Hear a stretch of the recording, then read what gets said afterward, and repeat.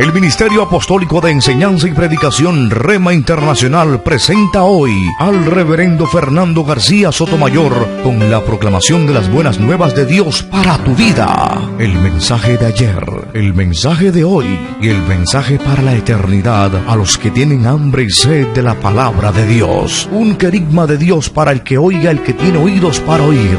Escuche el dabar del Eterno a las naciones. Ahora es el tiempo para recibir el rema del Espíritu Santo a tu espíritu. Escuchemos con fe la memra del Señor para el alma.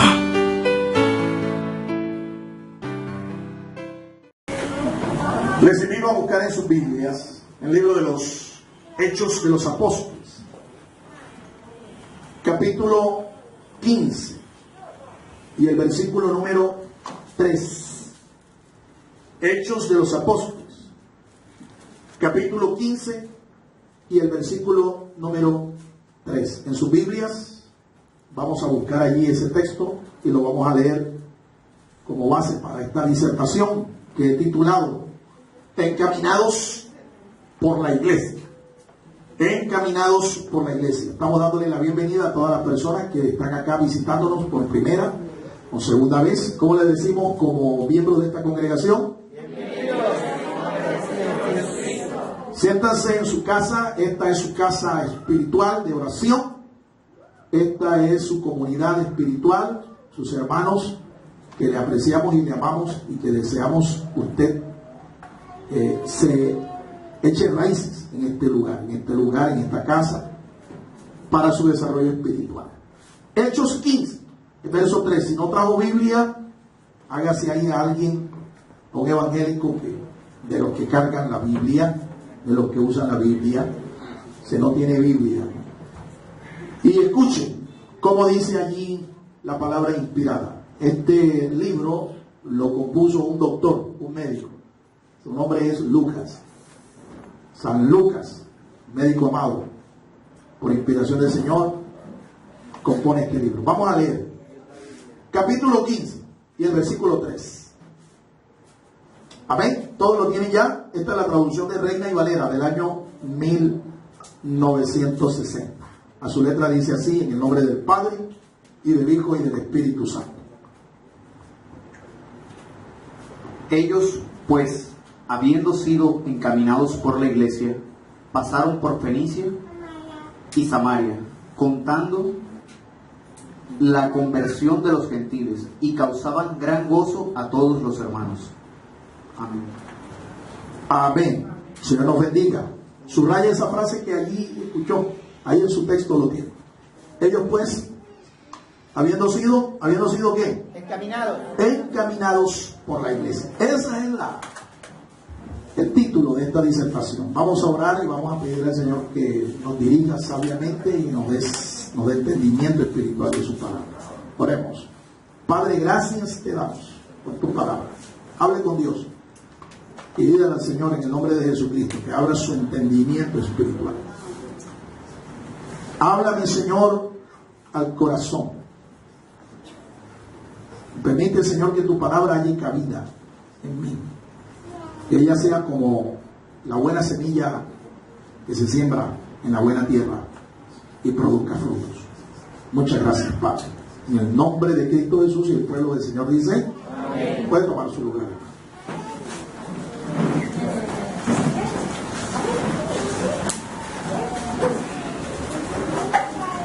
Tenemos un relato aquí histórico, libro de los Hechos. Es un libro que principalmente nos muestra el desarrollo de la iglesia primitiva,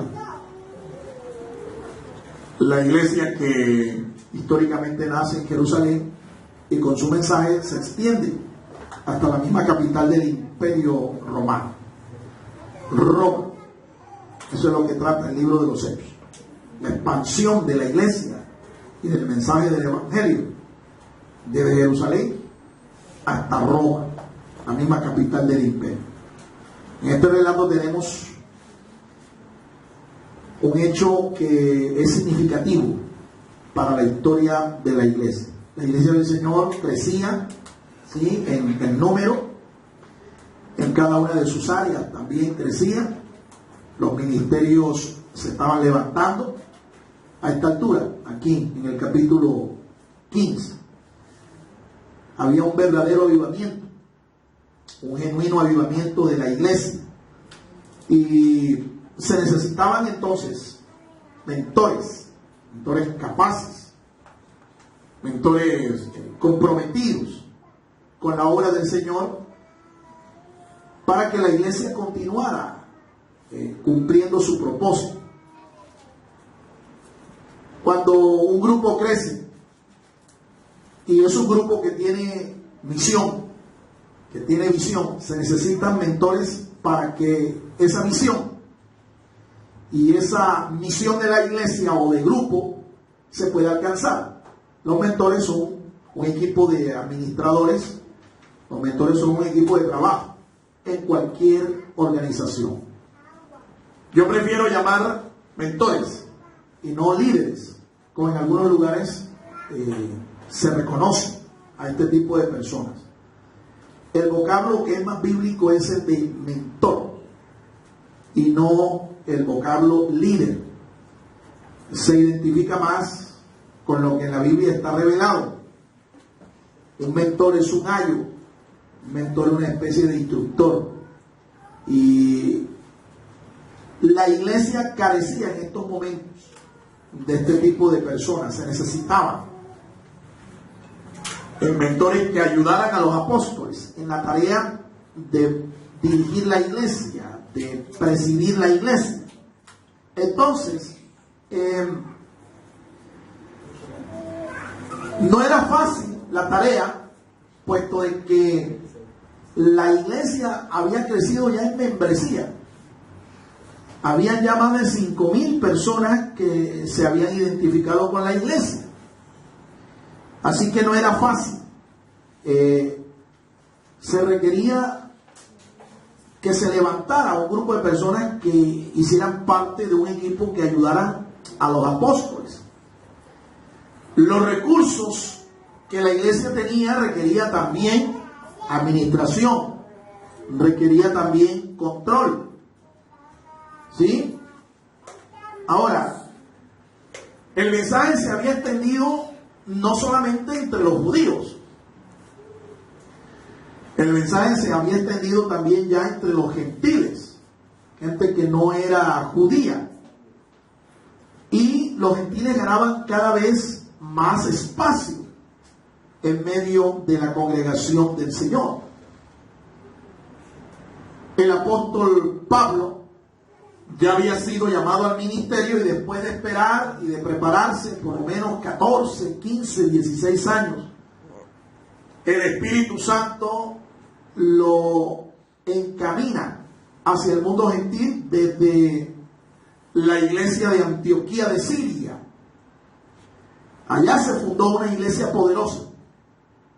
Y según el libro de los Hechos, en el capítulo 13, esta iglesia no era mayormente de judíos, sino de gentiles. Y esta fue la iglesia que encaminó al apóstol a que cumpliera su ministerio como apóstol a los gentiles.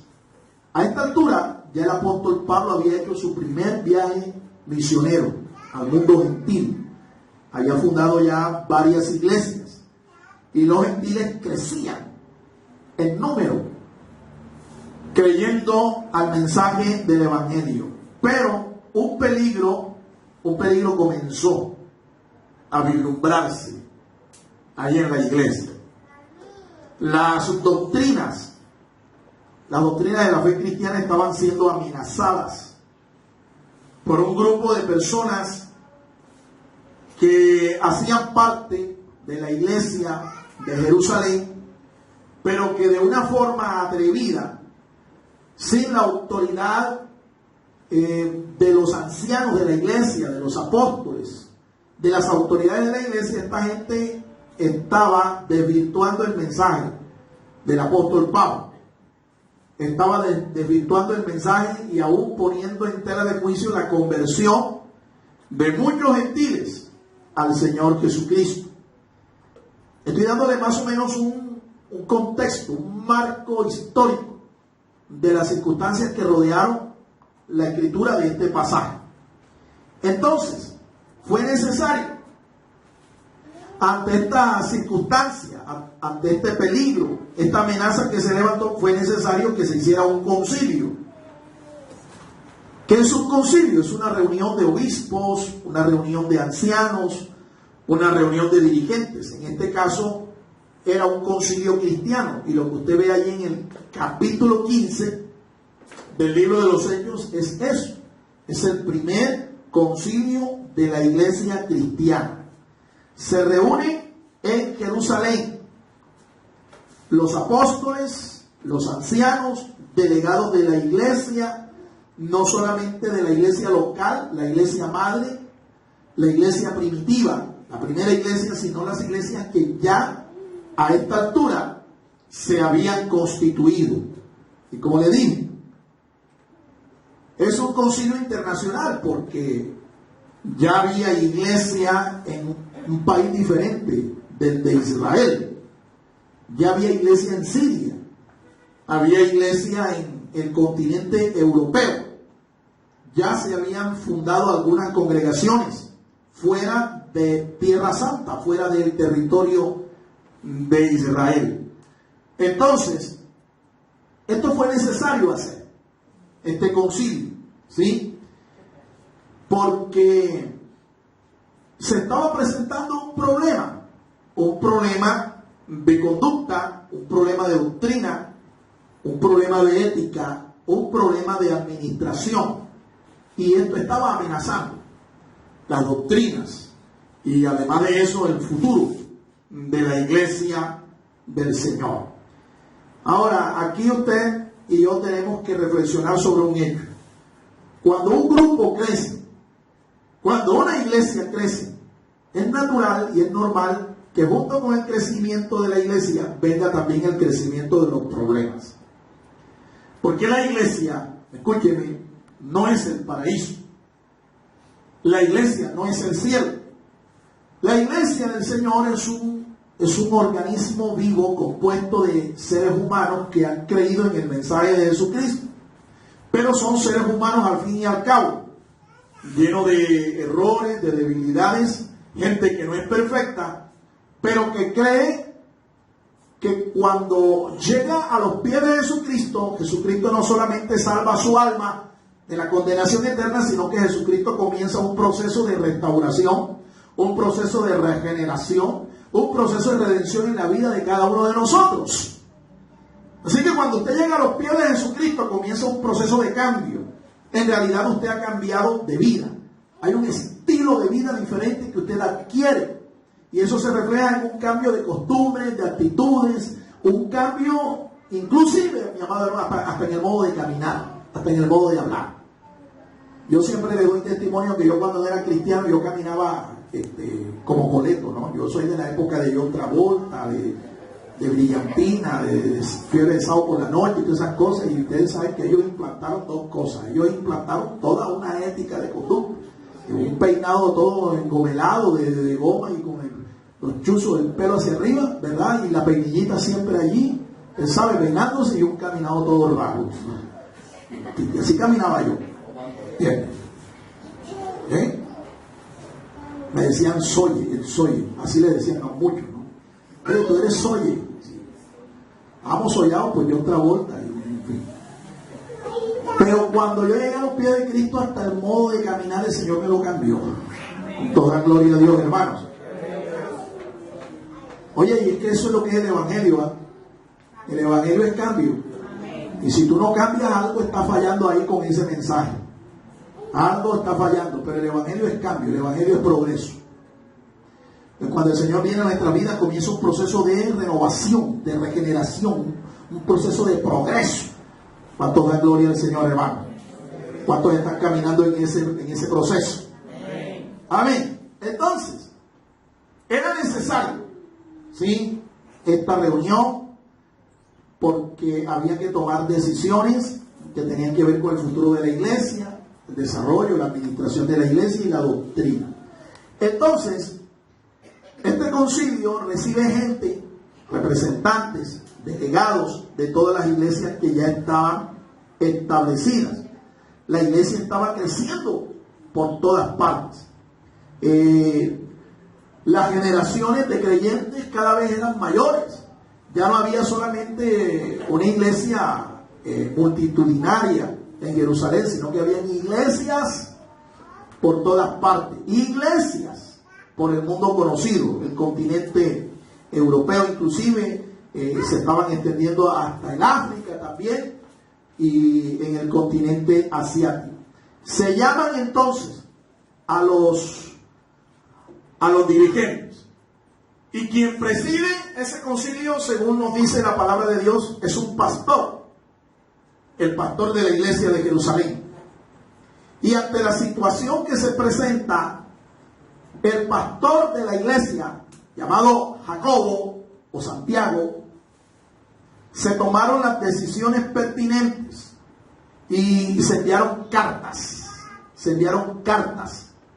¿Sí? Que los asistentes, los delegados, los representantes de las iglesias tomaron para después leerlas en todos los lugares en donde estaba la iglesia, en donde se había establecido la iglesia.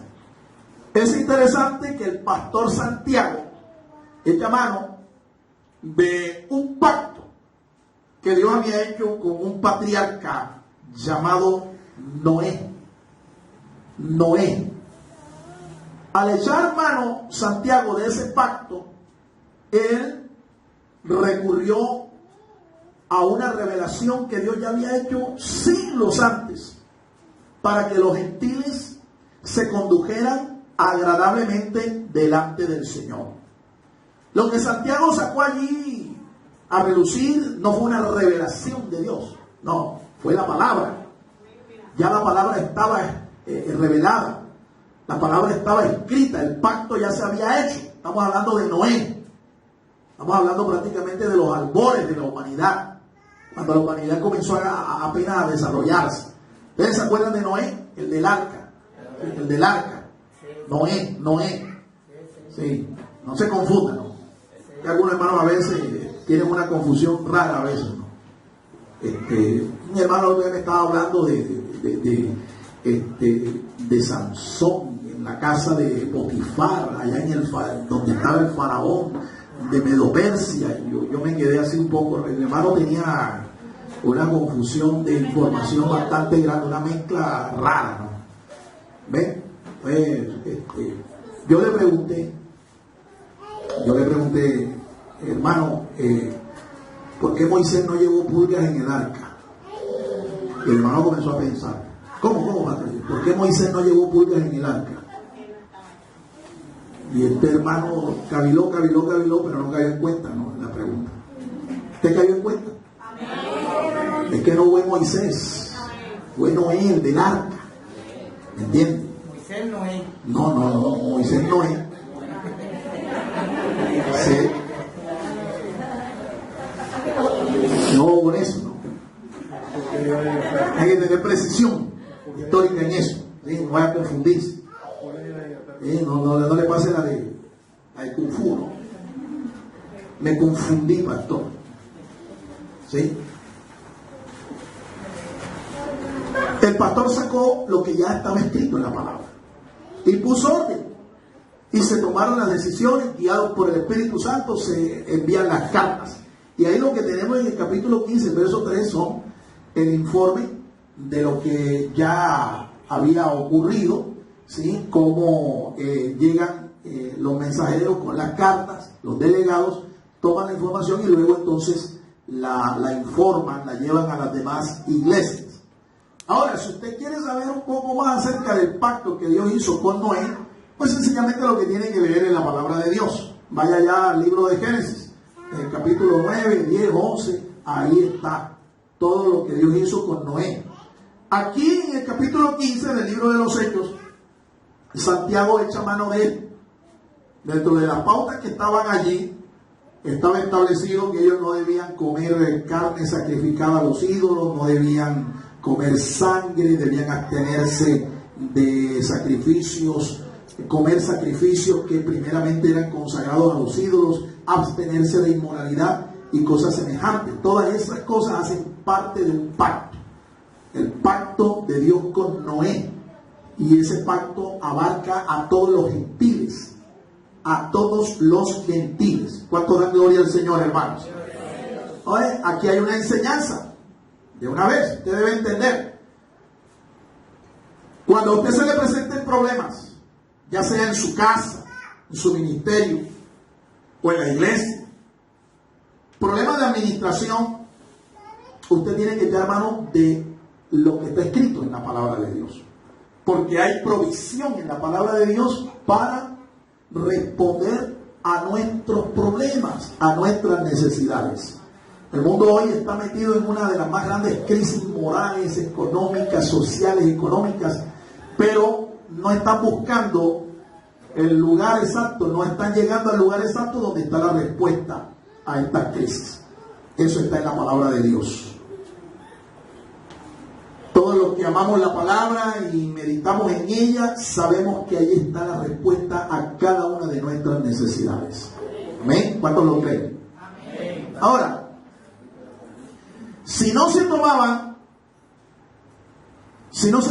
determinaciones, si no se hubieran establecido estas pautas, la iglesia se hubiera destruido. El fundamento doctrinal de la iglesia, la ética de la iglesia, se hubiera destruido. Ahora, voy a ponerles un ejemplo de lo que estaba sucediendo para que nos ubiquemos en contexto. Cuando el evangelio se comenzó a predicar al mundo gentil, los gentiles no estaban acostumbrados a una dieta aprobada por Dios. Así que los gentiles comían de todo. ¿Sí? Los gentiles comían morcilla, chicharrón, chuleta, babilla, ratón, culebra, todo. Comían de todo. ¿Sí? Eso era cuestión de ver algo que se movía, tenían hambre, listo, mata y come. ¿Me entiendes? Así es, comían de todo lo que se arrastraba, de todo lo que se movía. Pero el judío no. Ahora, los judíos se convierten, una parte de los judíos se convierten con el mensaje de los apóstoles, el mensaje del Señor. Y ellos conservan su dieta. Ellos por la palabra saben qué animales son inmundos, son animales que se pueden comer y cuáles no. Cuáles se pueden ofrecer en sacrificio a Dios y cuáles no. Los judíos que se convertían en el Señor conservaban su dieta, pero los gentiles que se convertían al Señor, no. Ellos seguían comiendo de todo. ¿Entienden? De todo. Ahora, esto constituía un prejuicio, incluso para los apóstoles. En el caso, por ejemplo, de Pedro, un judío, hermano, de pura sed, Pedro, San Pedro apóstol. El Señor tiene que mostrarle una visión. Usted la puede ver en el libro de los Hechos. Pedro tuvo una visión. En la visión le bajan un manto del cielo, ¿verdad? Un manto. Y en el manto había un lienzo, había de todas clases de animales. Ahí había de todo. Aves, cuadrúpedos, reptiles, de todo. Y le dice una voz a Pedro, mata y come. Y Pedro dice, ¿quién? Yo, no, Señor. Yo no voy a matar y a comer eso, si yo soy un judío. Y yo sé como judío qué es lo que tengo que comer y qué no. Eso es inmundo. Y el lienzo se le bajó más de una vez. Y Pedro se negó. Pero la voz le dijo, lo que tú llamas inmundo, ya no es inmundo, yo lo he santificado. Él no entendió en el momento el significado de esa visión. La vino a entender después. Cuando el Señor le dijo que fuera a la casa de un centurión romano. Un romano gentil. Un romano que estaba ya acercándose al Señor. Centurión. Tenía a su cargo 100 soldados por lo menos. Y el Señor le dice que vaya allá. a la casa de ese centurión. El Espíritu Santo lo guía. Pedro va y va acompañado. No va solo. Cuando llega allá, Cornelio, era su nombre, lo recibe en su casa. Y al recibirlo, pues lo recibe como al Papa, tú sabes. ¿Sí? ¿Tú sabes cómo lo reciben al Papa hoy en día? Al Papa, al sumo pontífice de Roma. La gente se arrodilla y le besa el anillo. Cornelio quiso hacer lo mismo, pero Pedro le dijo, no, Cornelio, está equivocado, yo no soy el primer Papa. Yo no soy el primer Papa. Es que adorar a Dios, no a los hombres. Y Pedro comienza y pregunta, ¿por qué estoy yo aquí? Yo estoy aquí por él, le dice. Y Cornelio dice, bueno, yo te mandé a buscar por él. Y Pedro comenzó entonces a compartir la palabra del Señor. En la mitad del mensaje el Espíritu Santo lo interrumpe. Y esto es clave para la administración de una iglesia, para el director de un culto. El único que tiene derecho a interrumpir al predicador es el Espíritu Santo. Fuera del Espíritu Santo nadie más. ¿Cuánto dan gloria al Señor? El único. Y bueno, Pedro fue interrumpido por el Espíritu Santo porque se derramó, y la gente que estaba allí en la casa de Cornelio comenzaron a profetizar y hablar en otras lenguas, hablar las maravillas, los misterios de Dios. Y entonces es cuando Pedro entiende y declara junto con los que estaba allí, de manera que Dios ha dado salvación aún a estas naciones, aún a esta gente de estos pueblos. El Señor les ha dado arrepentimiento. ¿Y por qué Pedro confiesa que ya la salvación no era solamente patrimonio del pueblo judío, sino de todos aquellos que se arrepentían de todas las naciones? ¿Por qué? Porque el Espíritu Santo le da testimonio, derramándose sobre gente que era pagana, comedora de puerco, comedora de babilla, comedora de rana, de culebra. Muy bien, hubo la primera conversión de gentiles, un avivamiento ahí entre los gentiles. Esos fueron los primeros gentiles que se convirtieron. Ahí están. Podemos llamar a Hechos capítulo 10 el derramamiento del Espíritu Santo entre los gentiles, el Pentecostés de los gentiles. Pero no solo se dio allí. Por allá por Éfeso, el apóstol Pablo también llegó y ocurrió lo mismo con 12 discípulos de Éfeso, una ciudad del Asia Menor, de la provincia del Asia Menor. No era gente judía, aunque muchos judíos habitaban allí, pero la mayoría eran gentiles. Y escúchenme, estos 12 recibieron también lo mismo, el mismo testimonio. El problema era que esta gente no tenía instrucción en la palabra, y ellos pues no tenían problema en comer lo que sea, incluso si la comida era sacrificada primero a un ídolo pagano.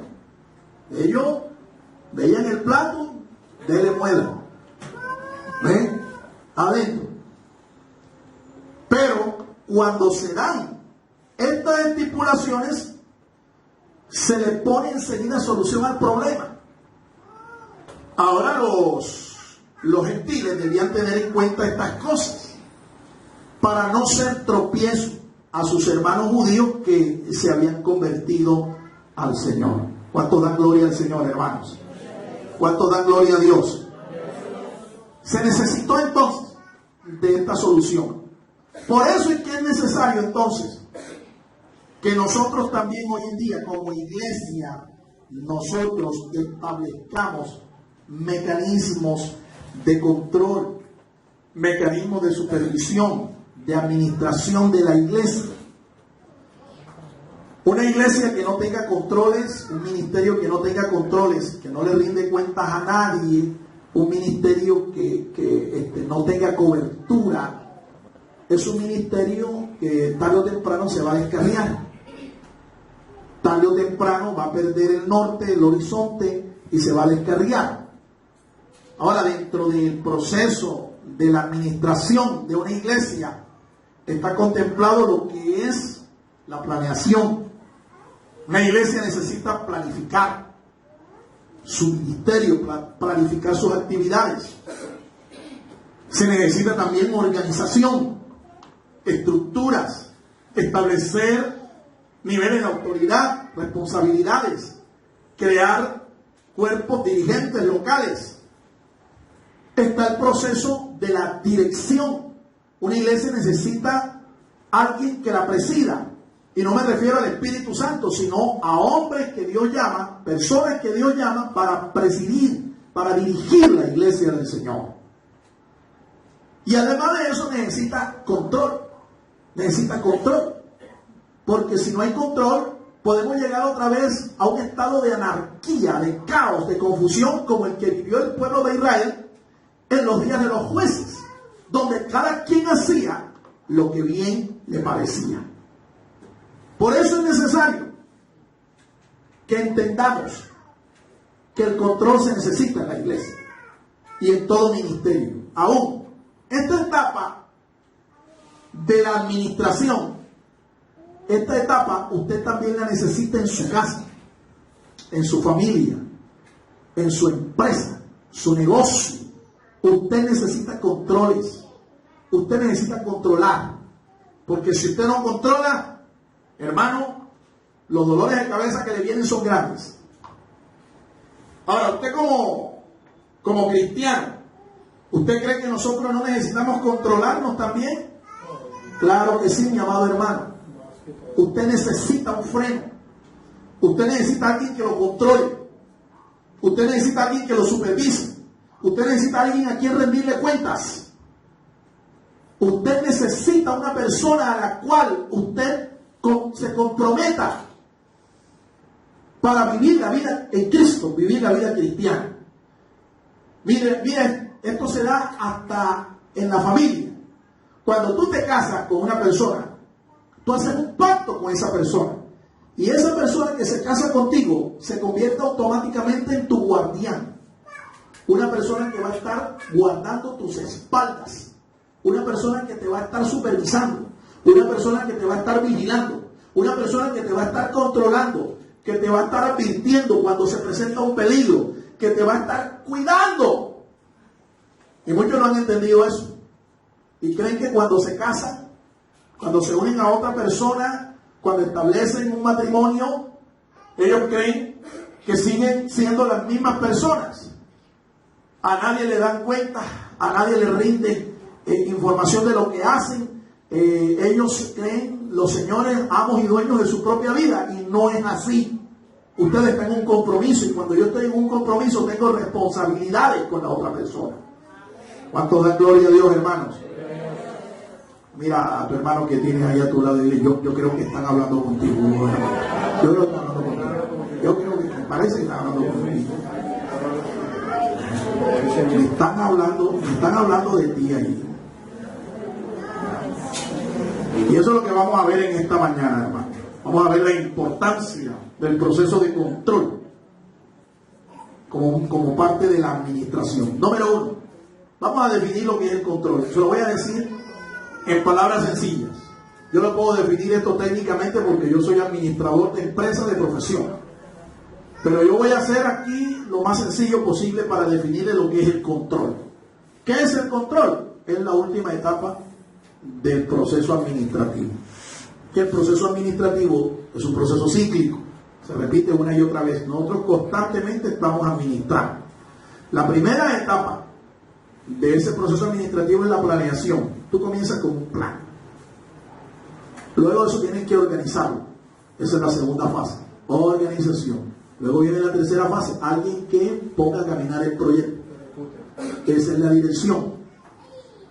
Y la última fase es el control. El control. La última fase. Ese control da paso nuevamente a otro ciclo administrativo. Quiere decir que el ciclo de administración nunca se para. Eso es interminable. Nosotros todo el tiempo estamos en una etapa de ese proceso, en un ciclo de la administración. Ahí estamos.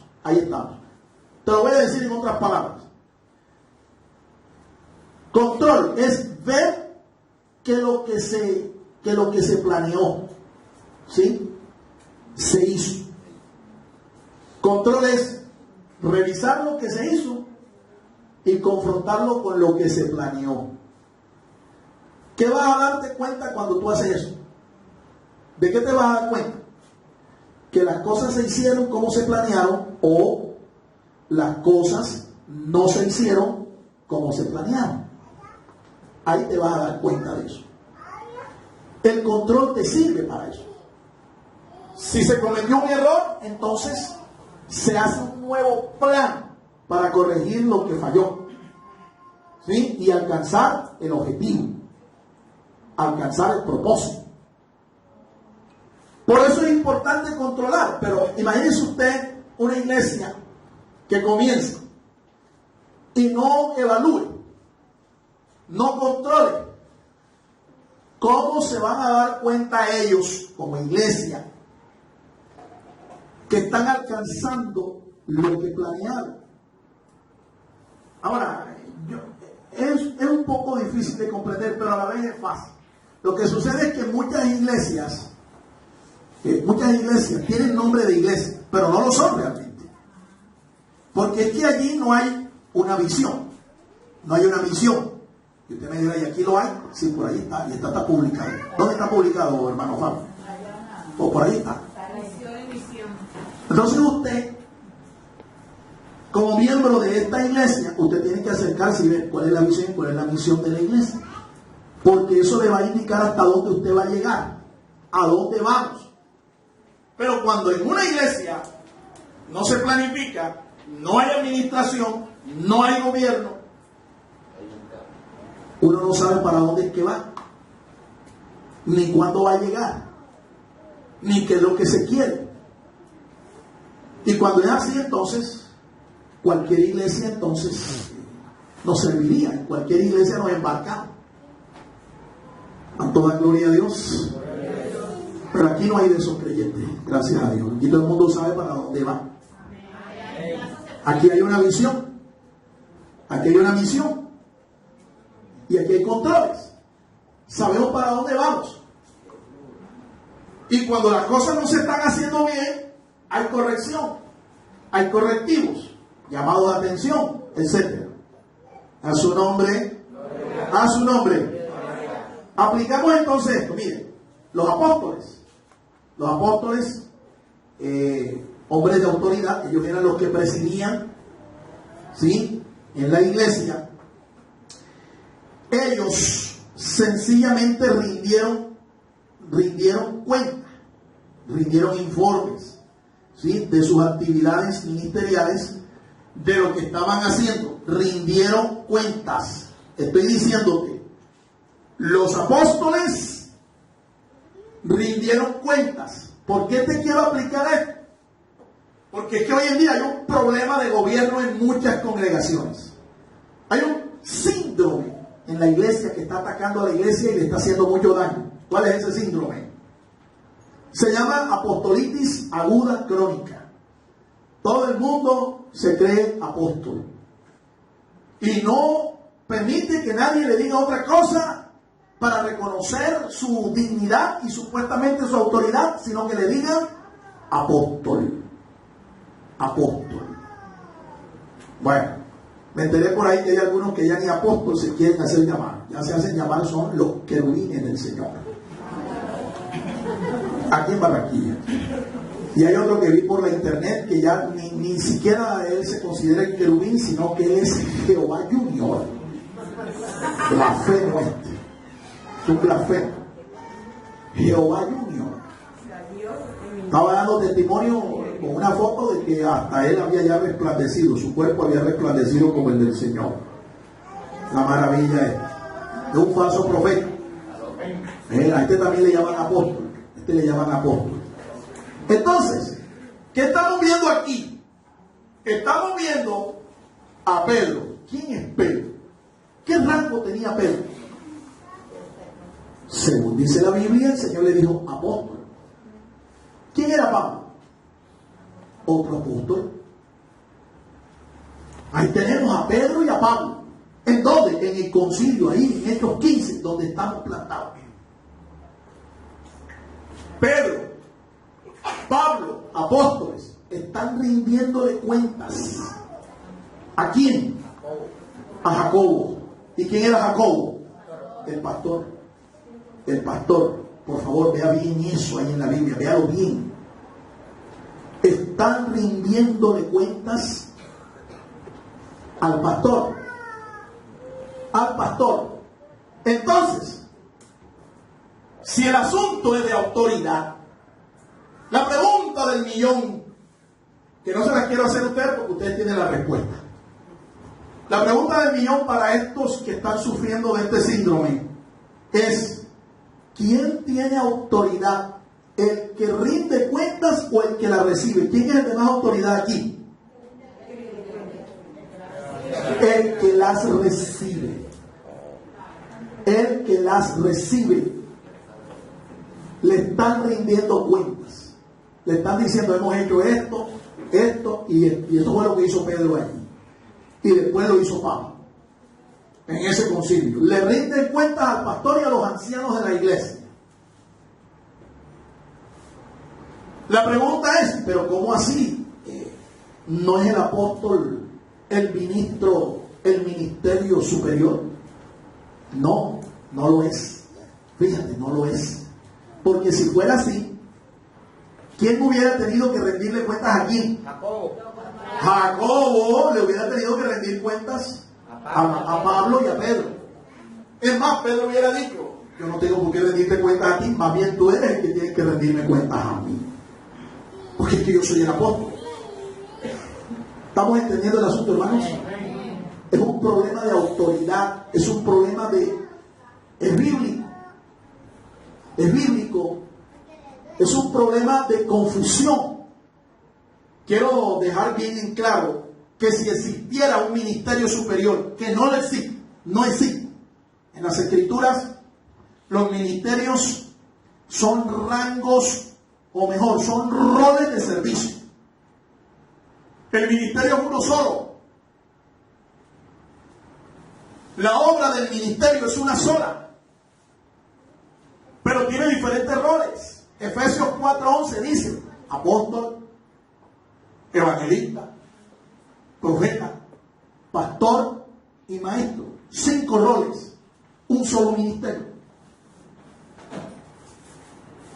No existen jerarquías, no existen rangos de autoridad entre ellos. Lo que existen son distinción de funciones. Distinción de funciones. La función del apóstol es diferente de la función del pastor. Es diferente de la función del profeta. Es diferente. Entonces, que se caiga de una vez por todas este velo, porque es un síndrome que está atacando a la iglesia, y por eso es que tú ves que hay tanta competencia en el ministerio hoy en día. Todos quieren ser apóstoles, todos quieren ser reconocidos como lo máximo en la autoridad. Pero no es esto lo que vemos aquí. Aquí le están rindiendo cuenta a los apóstoles a un pastor. Y nuevamente reitero, si existiera un ministerio superior, no fuera el del apóstol, fuera el del pastor. Ahora te doy otro texto en la palabra de Dios donde tú ves una especie como de preeminencia del Señor a estos ministros. Allá en el libro de Apocalipsis, en el capítulo 1, San Juan tiene una revelación del Señor en gloria. Y ve al Señor, dice que en su diestra, su mano derecha, el Señor tiene 7 ángeles y 7 estrellas en su mano. 7 ángeles y 7 estrellas. ¿Quiénes son las 7 estrellas? Los pastores. Dice que son las iglesias. Ahí en el capítulo 1, miren. ¿Y los ángeles? ¿Quiénes son?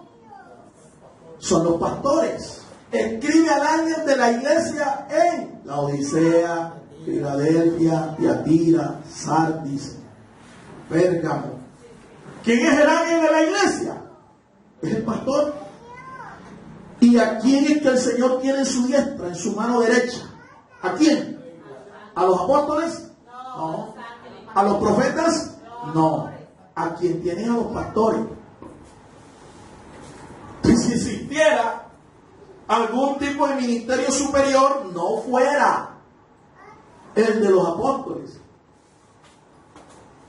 fuera el de los pastores. Pero te aclaro, el Señor no tiene favoritos en el ministerio.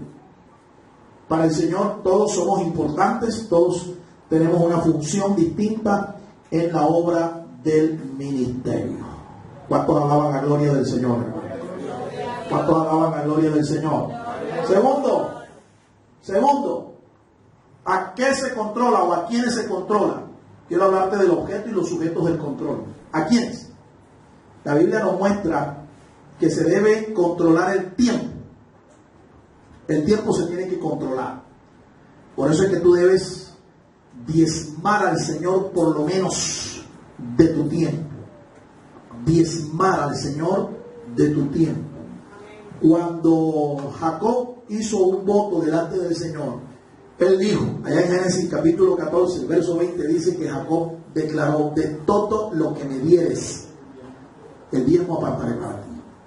De todo lo que me dieres. Y Jacob pidió una cantidad de cosas. Ahora, yo debo considerar como un don de Dios el tiempo que Dios me da. Las 24 horas del día que Dios me da, eso es un don de Dios. Y yo debería diezmar también de mi tiempo. Yo debería dedicarle a Dios por lo menos 2 horas exactamente, 2 horas y 24 minutos.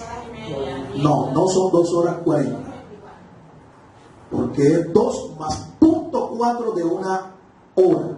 Y una hora no tiene 100 minutos, una hora tiene 60 minutos. Así que usted tiene que multiplicar 0.4 por 6. Y eso le da 24 minutos. 24 minutos. 2 horas 24 minutos usted tiene que consagrarle a Dios diariamente de su vida. ¿Lo está haciendo usted?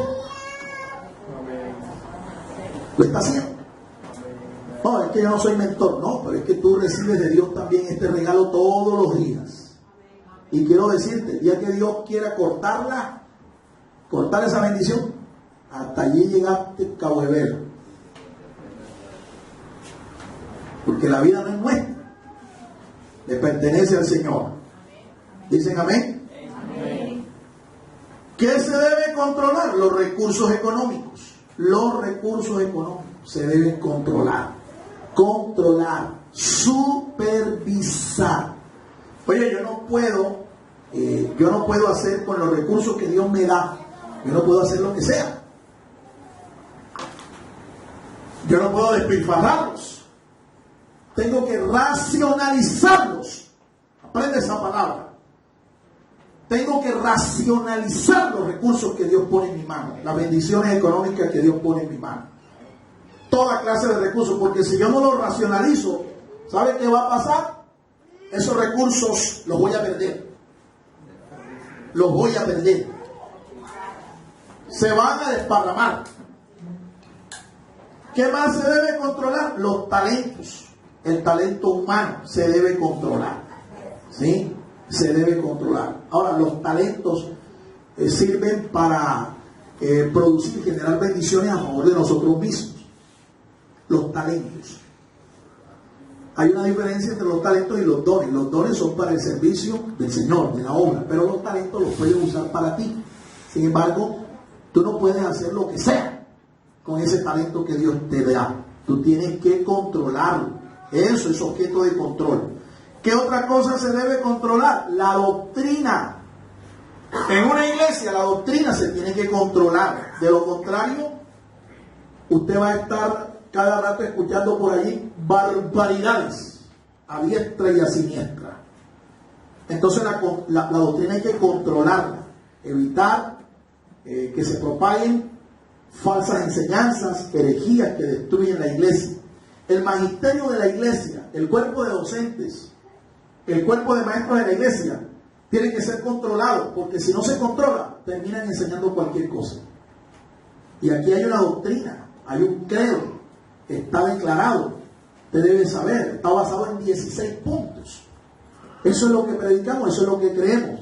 Y sobre eso hay que ejercer control. Que cada maestro, cada instructor de la palabra, cada predicador que llegue aquí, se pare en este púlpito, sea un predicador, un maestro sano de la palabra, un maestro recto de la palabra. ¿Qué más se debe controlar? El evangelismo se debe controlar. ¿Cómo así, pastor? Yo creía que había que predicar el evangelio a toda criatura. Sí, pero eso se hace bajo control. Uno no puede estar evangelizando a todo el mundo o al que uno quiera. Te voy a decir por qué. Porque la Biblia nos enseña que el principal evangelista es el Espíritu Santo.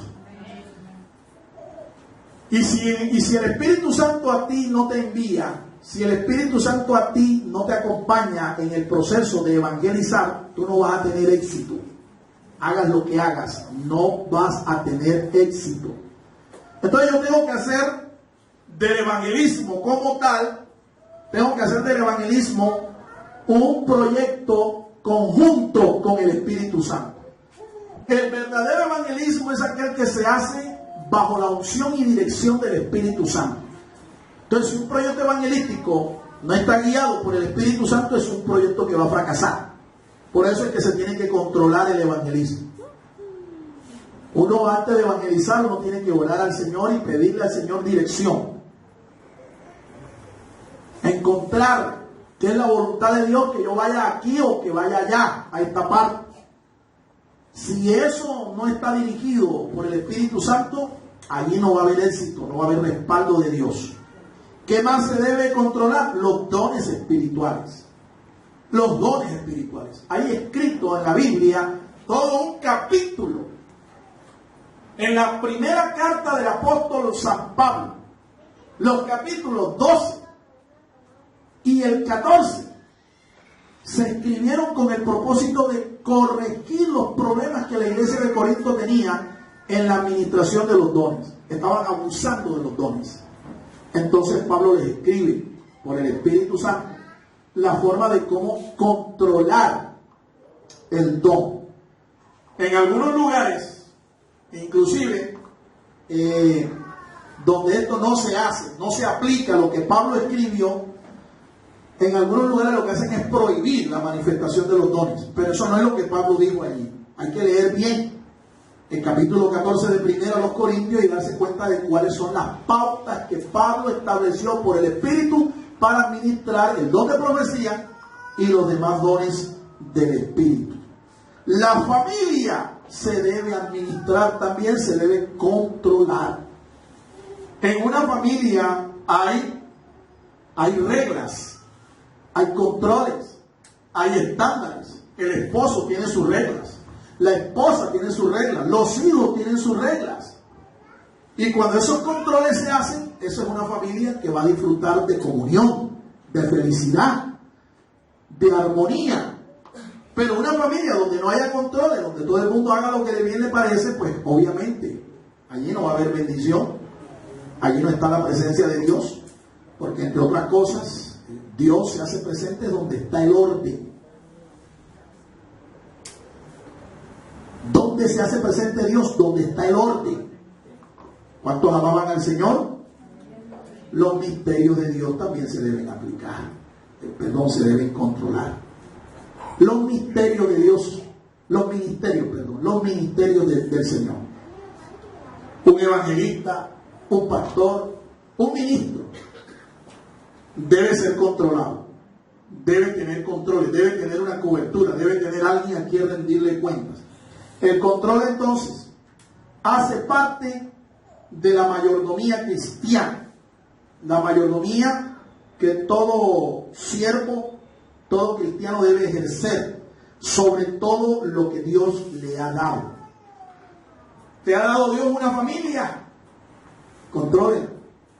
Eso es parte de su mayordomía como cristiano. ¿Te ha dado Dios un ministerio? Controle. ¿Te ha dado Dios una mentoría espiritual? Controle. ¿Te ha dado Dios un talento? Contrólelo. A su nombre, a su nombre. Y tercero, ¿cuáles son algunos elementos que se deben tener en cuenta? ¿Qué mecanismos se pueden usar para controlar? Técnicos, muy técnicos, científicos. Pero hay mecanismos que son más sencillos, que los podemos aprender inclusive de la palabra de Dios. No tenemos que ir a una universidad, no tenemos que ir a un seminario técnico o algo así para aprenderlos. Se aprenden de la misma palabra de Dios. Mira, se pueden utilizar, por ejemplo, topes, estándares, metas para ejercer control. Como dije al principio, una iglesia que no tiene metas, eso es una iglesia que uno no sabe para dónde va ni qué es lo que quiere. Pero cuando se establecen metas, nosotros podemos controlar, porque después de un tiempo, si vemos que esa meta no se alcanzó, entonces se tiene que corregir, se tiene que implementar un nuevo plan. Así que una forma de establecer control en una iglesia o en cualquier parte es estableciendo metas. ¿Qué meta ha establecido usted para su vida? Para su liderazgo. ¿Qué metas ha establecido usted este año? Yo no tengo ninguna meta, pastor. Bueno, yo le digo algo, si usted no hace eso, pasarán los años y usted será el mismo. Usted no progresará en la vida cristiana. Se pueden usar también otros mecanismos técnicos, por ejemplo, un mecanismo de almacenamiento de datos, registros estadísticos, ¿sí? Archivos, ¿sí? Hojas de vida, se pueden usar registros, ¿sí? Hay creyentes que ni agenda quieren usar, es más, ni la Biblia quieren usar.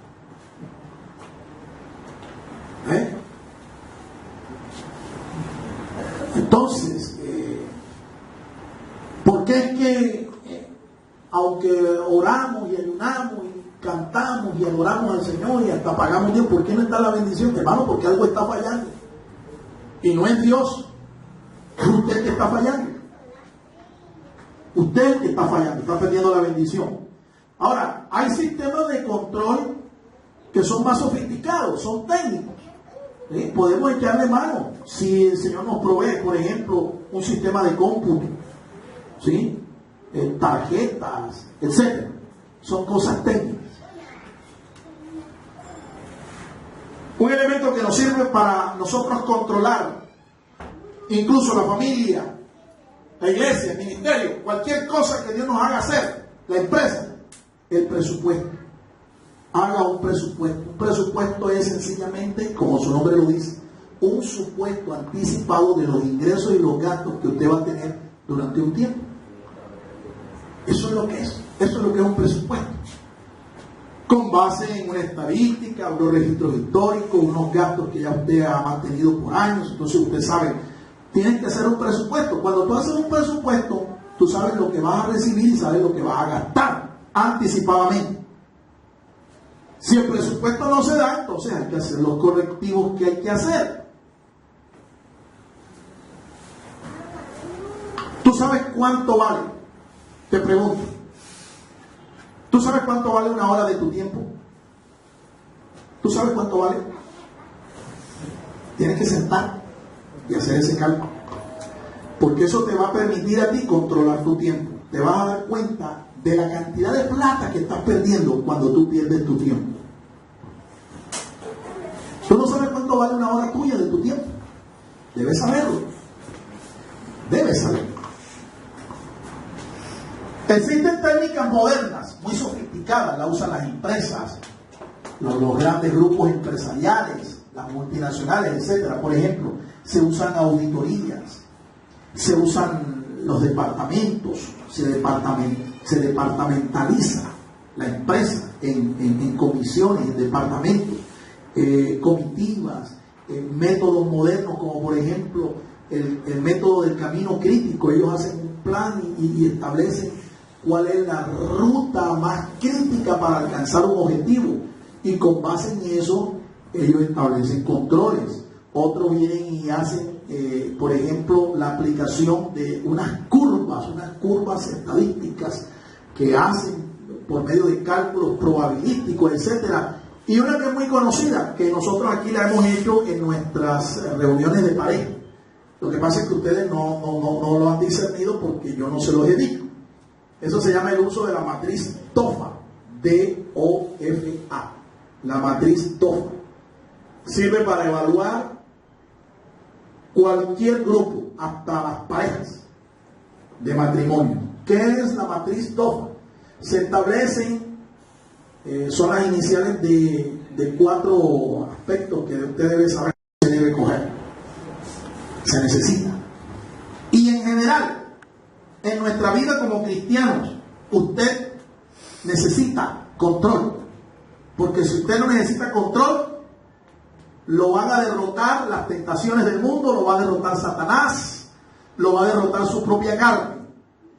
¿Sí? Y va a resultar que usted no tiene espíritu de dominio propio, sino de demonio propio. Porque no tiene control, no tiene templanza, no controla los apetitos de la carne. ¿Sí me está entendiendo? Yo necesito control. Yo necesito rendirle cuentas de lo que yo hago a alguien. Yo no puedo estar como rueda suelta. Y si estoy haciendo parte de un rebaño, de una iglesia, de una congregación, yo no puedo estar como oveja suelta, oveja sin pastor, oveja descarriada. Póngase sobre sus pies. Vamos a dar gracias al Señor por esta palabra. El universo entero, mi amado hermano, el universo entero es controlado por medio de leyes que el mismo Dios ha establecido. Leyes. Si esas leyes no existieran, si no funcionaran, el universo sería un caos. Igual nosotros necesitamos leyes, necesitamos principios que dirijan, que controlen nuestra vida, y esos principios están en la palabra de Dios. Están en la palabra de Dios. Tú podrás decirme de pronto hoy, la verdad es que yo no tengo por qué rendirle cuentas a nadie de lo que yo hago. Mi vida es mía, es privada, nadie tiene por qué meterse en esto. Pero déjeme decirle, si usted es cristiano, usted no se pertenece a sí mismo. Recuerde que hemos sido comprados a precio de sangre. Él nos redimió, nos compró. Ahora, si usted no es cristiano, entienda que Dios a usted fue quien lo creó. Dios es su creador. Así que usted no se pertenece a sí mismo. A Dios va a tener que darle cuenta. Y es mejor que lo haga ahora y no que lo haga después. ¿Por qué? Porque es que ahora Dios nos da una ventaja. Dios ahora nos da una ventaja. Dios pone a nuestro lado a un abogado. Dios pone a nuestro lado al Señor Jesucristo. Lo mete ahí en nuestro corazón. Él está aquí en nuestro corazón y Él es nuestro ayudador. Y en todas las flaquezas, en todas las debilidades, en todo lo que nos haga falta para completar a ese hombre que Dios quiere que nosotros seamos, ahí está el Señor para rellenarlo. Ahí está el Señor para complementarlo. Ahí está el Señor para completarlo. Tú eres completo, como hombre, como mujer, solamente cuando tienes a Cristo en tu corazón. Podrás decir, soy un hombre completo, una mujer completa. Incline su rostro allí, vamos a darle gracias al Señor. Padre, gracias te doy por tu palabra. Hable con Dios. Hable con Dios. Y si usted hoy quiere pedirle perdón a Dios porque usted ha sido una persona desenfrenada, descontrolada, pídale perdón al Señor. Y dígale al Señor hoy, yo me quiero someter a ti, Señor, a tu dirección y a tu control.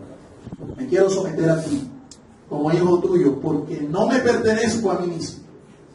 Tú me compraste a precio de sangre, por tanto mi vida una vez más a ti, Señor, la entrego. La dirección y el control de mi vida, de mi futuro, está en tus manos.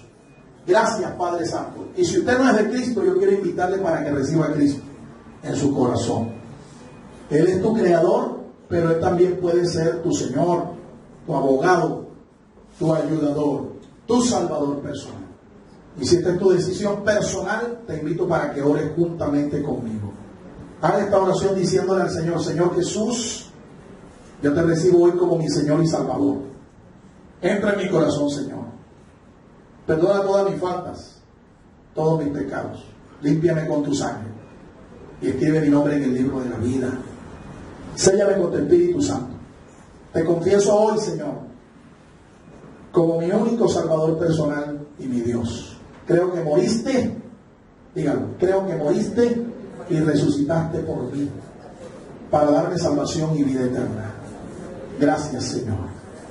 Gracias, Señor. Enséñame a orar, a seguirte y a servirte desde ahora y para siempre.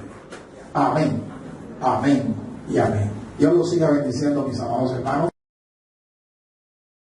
El Ministerio Apostólico Rema Internacional pone a disposición esta predicación. Ofrecemos ministración a simposios, seminarios, campañas evangelísticas, educación globalizada sana y de carácter interdenominacional. Escríbanos a ministerioremainternacional@gmail.com o llámenos al celular 316-270-7181.